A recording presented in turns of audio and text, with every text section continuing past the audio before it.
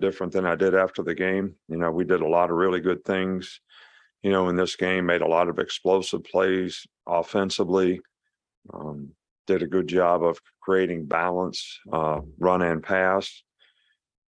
Defensively, we played really well, for the first, couple quarters of the game.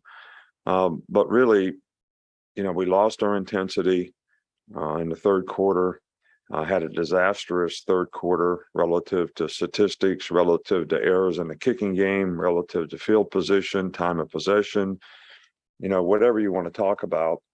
But have to give the team a lot of credit for gaining the resiliency to, come back and play really well in the fourth quarter, which was, really the difference in the game. So a lot of lessons to be learned here. And hopefully our players will learn that I think we had the right mindset playing on the road. We started out the game really, really well. I don't think we sustained it like we need to. And, that's the next step of what we need to learn. But, Texas A&M has a really, really good team. These guys have a lot of good players. Jimbo does a really good job of coaching them. A lot of challenging, things on offense has always been the case with him being a really, really good offensive coach and play caller. They got some very explosive players on offense. Evan Stewart's a really good receiver. A-Chain, I think I'm saying his name correctly, number 6, is really an explosive player, not only as a returner, but as a runner and a receiver. I mean, this guy is a very, very talented guy. So they've got a really, really good offensive team. They've got a really good defensive team, one of the top defensive teams in, the SEC. They've got really good specialists.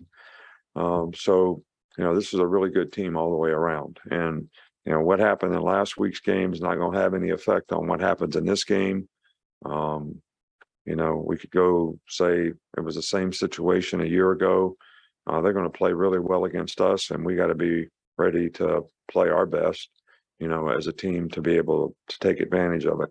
I know you're interested in the injury situation. Really, there's no updates on Bryce. He's got a little bit of a shoulder injury. It's not a long-term, type injury. He's going to be day to day when he can get back to, throwing. And we'll just have to evaluate it day to day. So I can't tell you if that's going to be today, tomorrow, or the next day. Brian Branch should not going to practice today, but should be okay after today. Justin Boygby is he's got a neck injury that we're having specialists look at to make sure we manage correctly, and we're not going to allow him to play until we can get the exact most expert plan of action for him and his future. I wanted to follow up with you on something you mentioned in the post game on Saturday about Kool-Aid going in kind of as an emergency star. What kind of a growth experience can that be for him? And also from a coaching standpoint, now that he's had that live exposure, does it make sense to give him some basic training in case the need comes up again?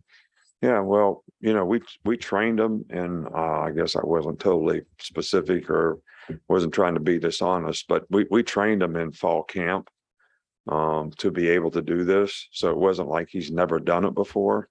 We just hadn't practiced him because we thought we had 3 capable stars. Jaquez Robinson, not being available for the game because of an injury, left us 2, and both of them went down in the game. So, if we have 3, I'm fine with that.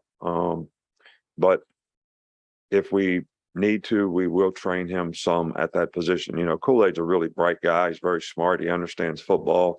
So it's not really hard. He's not one of those guys that need a whole bunch of reps to be able to play a different position, because he has a pretty good understanding of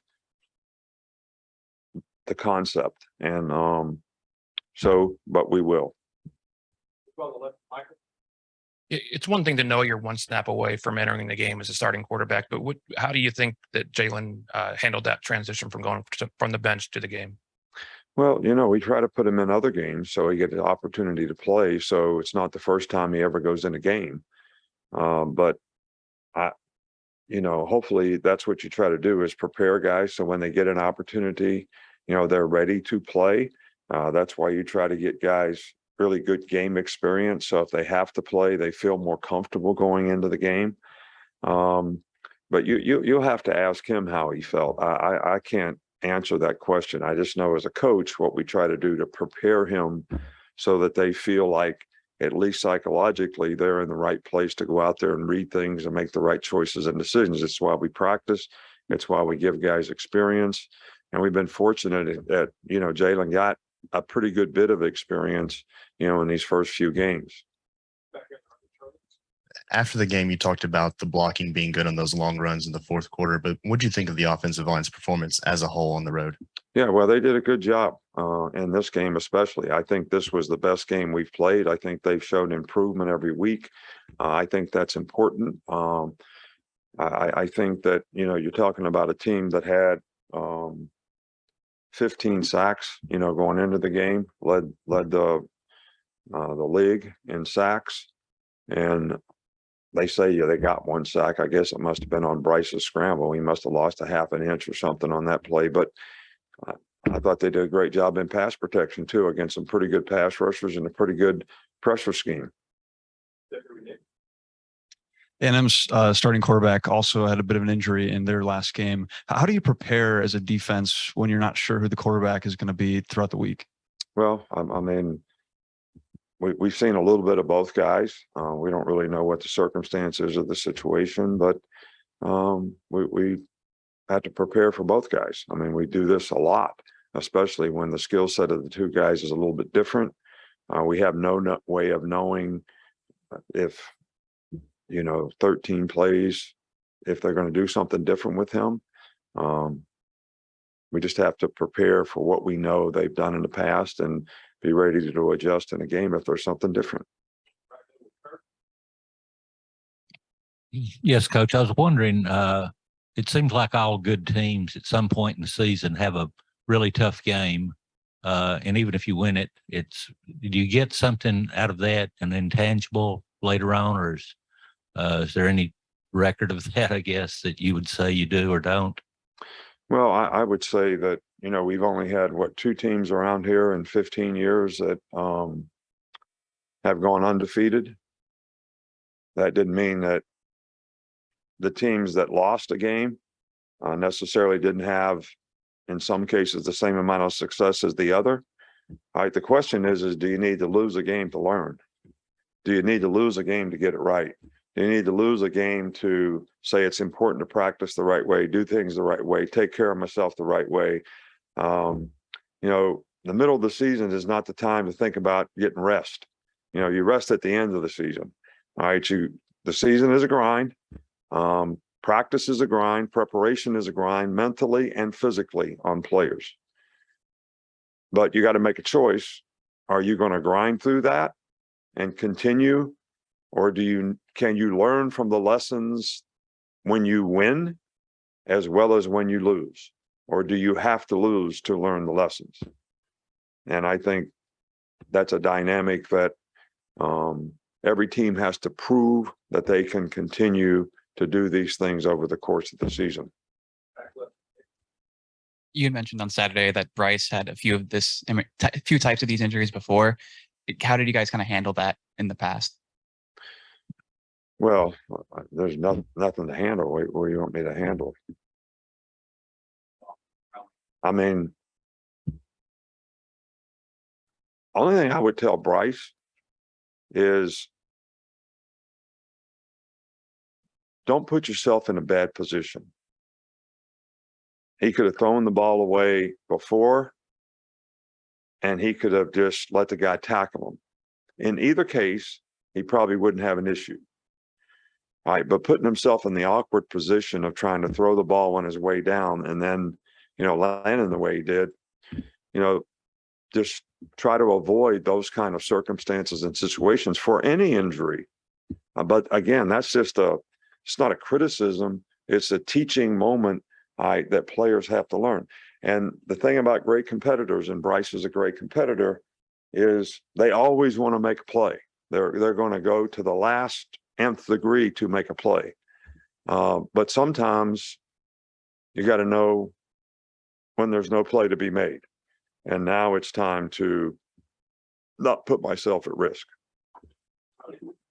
You've talked about Jalen Merrill's unique skill set. Just given that, is there a thought of maybe putting a package together for him, regardless of Bryce's injury status? We already have one. So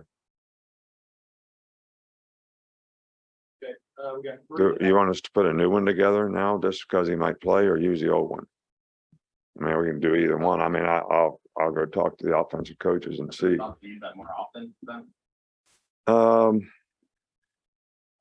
Again, you know, I don't talk to Jimbo on a regular basis, but I'll call him and tell him right after the conference if you want me to. I mean, you guys think I'm going to tell you what we're going to do with our offense and our team? You might as well make it up. I saw today where there's headlines in the paper that, you know, I'm going to keep it a secret what we're going to do with Bryce.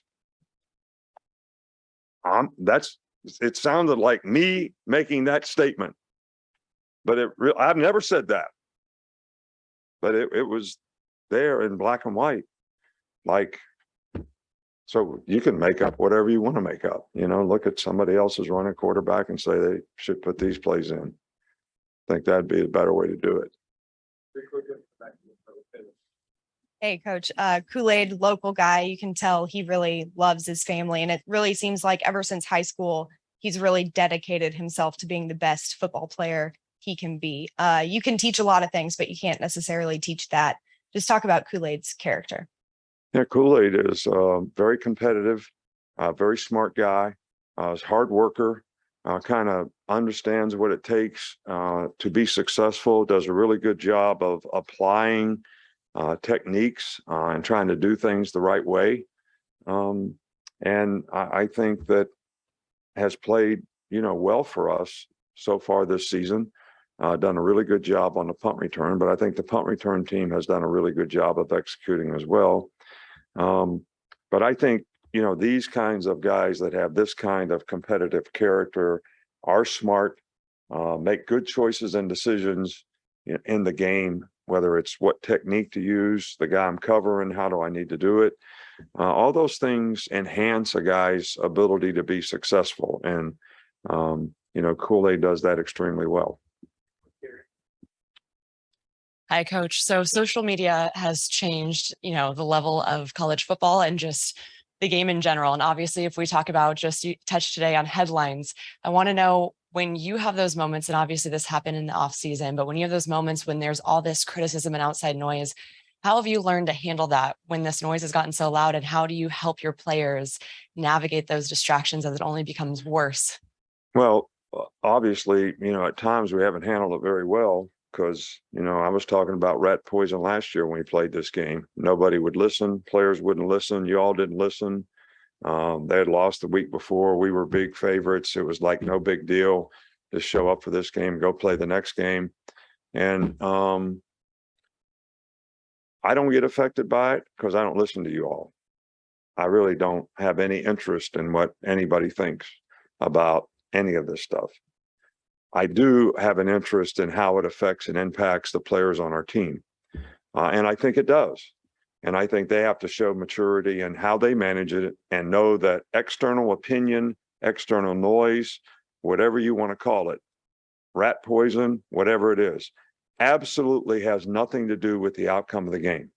Just like fans have nothing to do with the outcome of the game. They don't block, they don't tackle, they don't catch passes, they don't make sacks. All they do is make noise. And if you want to take them out of the game, just play well, execute, and then they won't be there. They'll leave. So these are external factors that cannot affect how you think as a competitor in terms of respecting winning, respecting what you have to do to win, and how important it is. Knowing that we're going to get the other team's best game. Because they can all get well beating us. So that's how I try to handle it. Does anybody listen? Sometimes, sometimes not.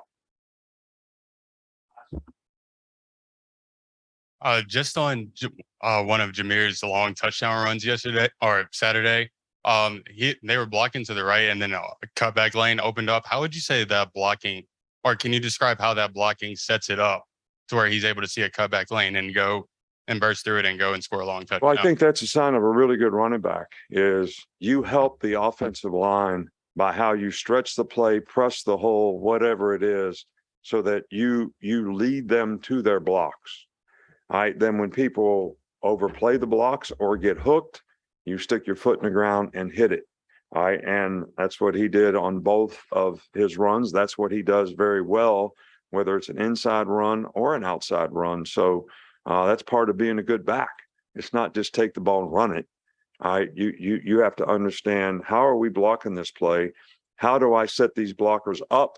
All right, so that they have a best chance to succeed at their blocks. All right, which these plays were well blocked. He did a great job of running these plays, stretching, finding the seam and cutting. So you're trying to cut the defense some kind of way. All right, so you got these guys playing outside, you cut these guys off, you press it, and that's where you try to hit it. And that's what happened. All right, thank you.